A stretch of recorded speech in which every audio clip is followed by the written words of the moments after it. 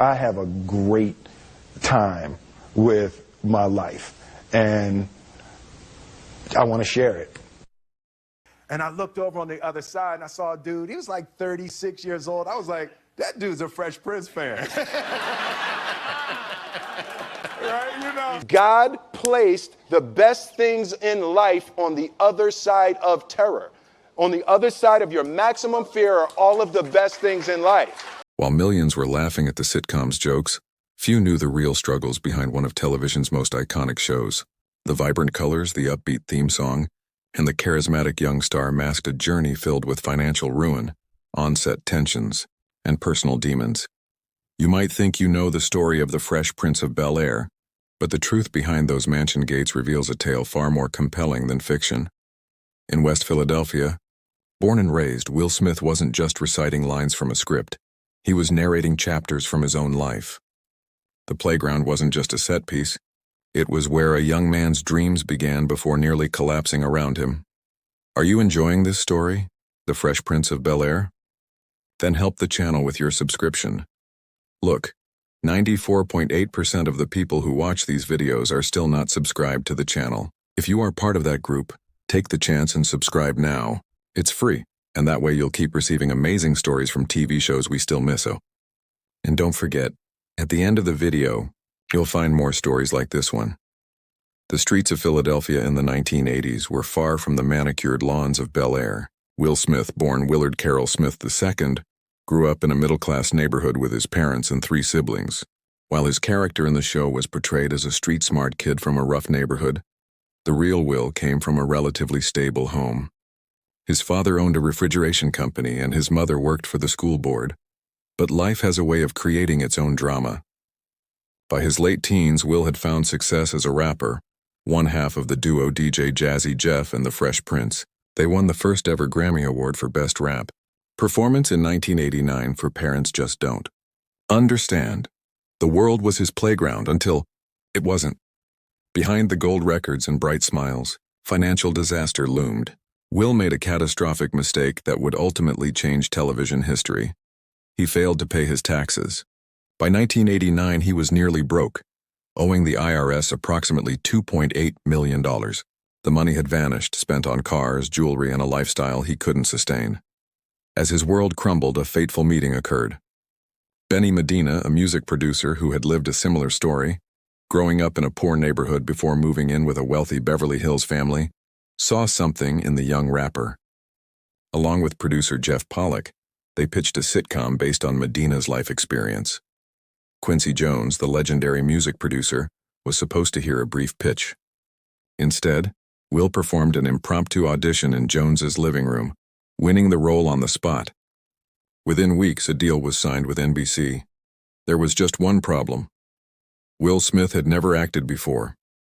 When the cameras rolled for the first time in 1990, the 21-year-old rapper was visibly nervous.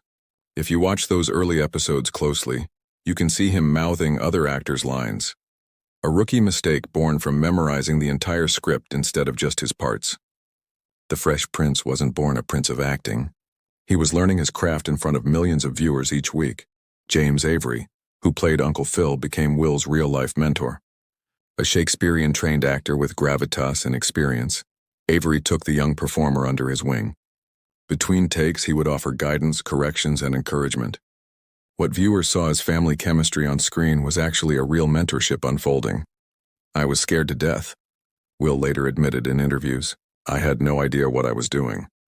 But what he lacked in training, he made up for in determination. Directors noted how he absorbed instructions like a sponge, improving visibly episode by episode. The mansion scene in the show's opening credits wasn't in Bel-Air at all, but in the Brentwood neighborhood of Los Angeles.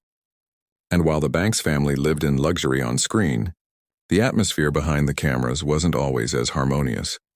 The most significant conflict came between Will Smith and Janet Hubert, the original Aunt Vivian. Their tension would eventually lead to one of television's most notorious casting changes. Hubert, a classically trained actress and dancer, approached the sitcom with theatrical seriousness.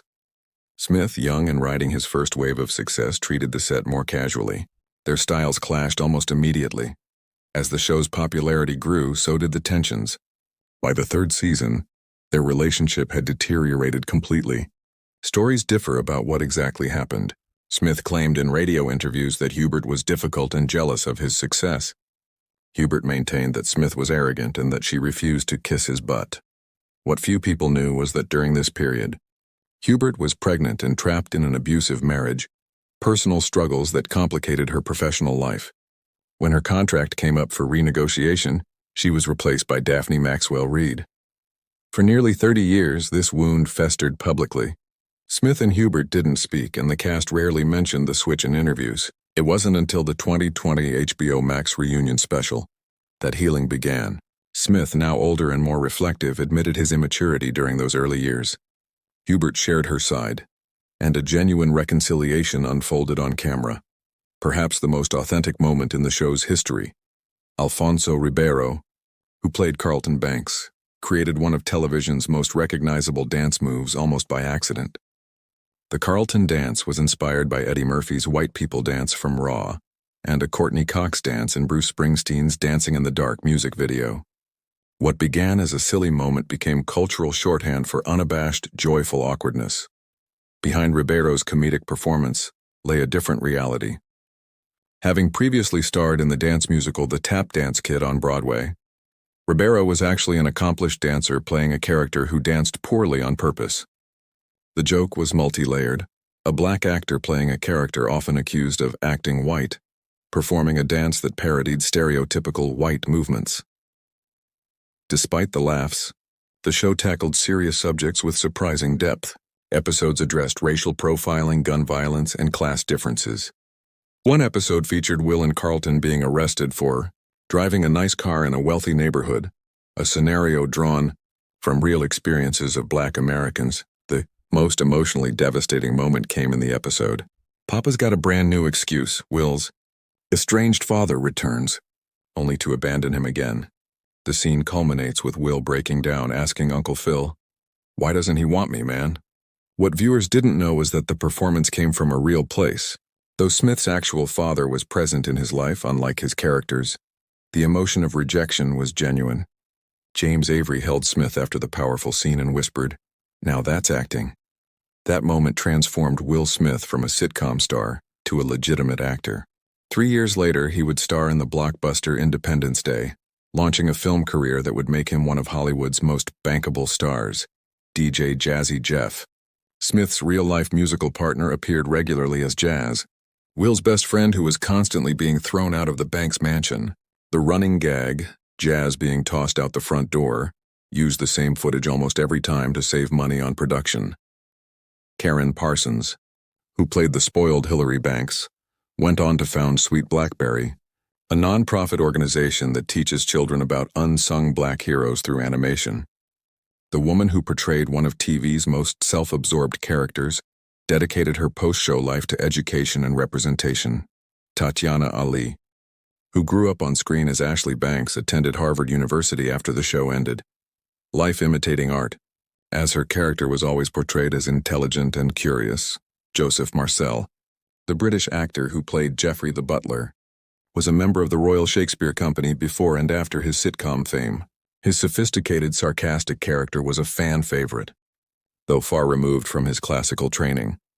When the series ended in 1996 after 6 successful seasons, the final episode pulled no punches. The Banks family moved away, the mansion sold, and Will was left alone in the empty house, a poignant metaphor for how far he'd come and what he'd gained and lost along the way. By the time the cameras stopped rolling, Will Smith had transformed from a nearly bankrupt rapper into Hollywood's next big thing. The show that saved him from financial ruin had become a cultural touchstone, especially for young Black Americans who rarely saw wealthy, successful Black families on television. The Fresh Prince of Bel-Air did more than launch careers. It changed television. It proved that a sitcom could balance humor with heart, address serious issues while maintaining its comedy, and feature a predominantly Black cast while appealing to audiences of all backgrounds. In 2020, when the cast reunited, the absent presence of James Avery, who had passed away in 2013, hung over the proceedings. The actor who had been the show's moral center was gone, but his impact remained immeasurable. During that reunion, Will Smith reflected on the journey. The reason the show worked is that they were my family for real. I learned about life through their eyes. I learned about acting from James. I learned about commitment from Alfonso. They taught me all these lessons before I even knew I was being taught. The Fresh Prince of Bel-Air ended over 2 decades ago, but its cultural footprint continues to grow. In 2022, a dramatic reimagining called Bel-Air premiered, with Smith serving as executive producer.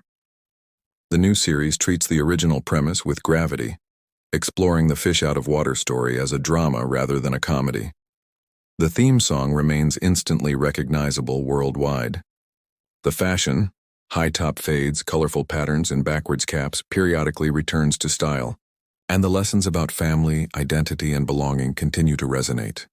Perhaps the show's most enduring legacy is how it captured a specific moment in time while speaking to universal experiences. Behind the mansion gates and beneath the laugh track, The Fresh Prince of Bel-Air told a story about finding your place in the world when the world doesn't quite know what to make of you. Are you enjoying this story, The Fresh Prince of Bel-Air? Then help the channel with your subscription. Look, 94.8% of the people who watch these videos are still not subscribed to the channel. If you are part of that group, take the chance and subscribe now. It's free, and that way you'll keep receiving amazing stories from TV shows we still miss. Oh, and don't forget, at the end of the video, you'll find more stories like this one. They made us laugh for 6 seasons, but the real story behind those episodes reveals something more profound. Sometimes the most important journeys happen when we're forced to leave our comfort zones, when we find family in unexpected places, and when we learn that the path to becoming royalty isn't about where you live, but who you become along the way. In the end, the Fresh Prince didn't just find a new home in Bel-Air. He found himself.